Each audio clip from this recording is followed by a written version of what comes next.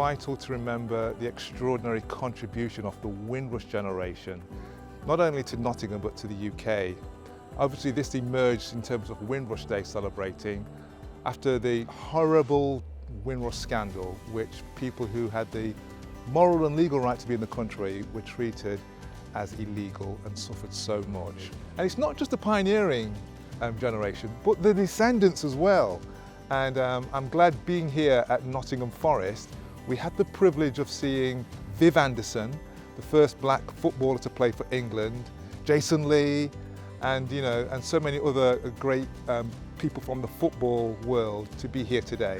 The biggest thing is that the manager of this football club, Mr. Brian Clough, he helped me. I was a 19-year-old lad, got in the team on ability, I believe, so he led me to believe that.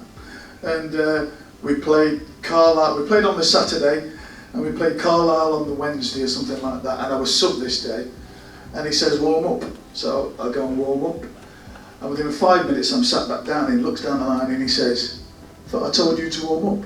I said, "I've done, boss, but they're throwing bananas, apples and pears at me."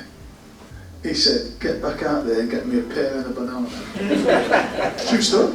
I never got on, but he helped me in many, many ways in that respect. He pulls me afterwards. He says, "You're in this team, or you're in this squad for a reason. You can play. You have to show these people that you can play." My mother came in '55. She didn't come on Windrush. She came on a different one called Aurora, and ended up in Nottingham because her sister was here. So it's completely, it could have been anywhere in the world. They landed at Plymouth, and trying to get from Plymouth in those days, in '55, to get to Nottingham is a big achievement. So we ended up here, and as I say, the rest is history.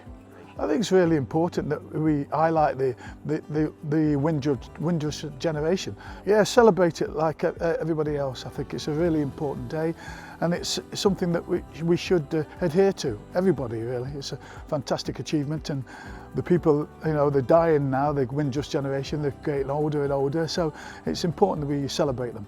Some of you might know my story, but visually and my appearance, that was something that was certainly played upon, and it was certainly around racial discrimination around that. I'd say do your history, because a lot of ignorance around racism and discrimination comes from the fact that people are ignorant and they don't really understand it. So every now and again people are going to hear the word Windrush without fully understanding. Please look at your history and understand why people from the Caribbean came to England in the 50s and was invited into the country to come and help with the infrastructure and help rebuild the country, We've got to recognise that sometimes we're dealing with systemic changes which take a long time, and it's not going to be a one-hit wonder. And I think having opportunities where people can come together over different periods throughout the year is a fantastic way of keeping it alive in terms of the Windrush legacy.